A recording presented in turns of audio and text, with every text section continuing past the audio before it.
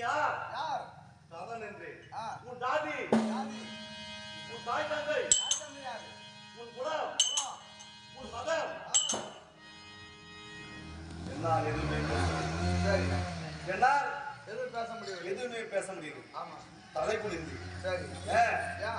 ஒரு சபையிலே ஒருவன் பிறப்பை இழிவாக பேசினார். ஆமா, அவன் பழமையானது குன்றுவிடும். சரி.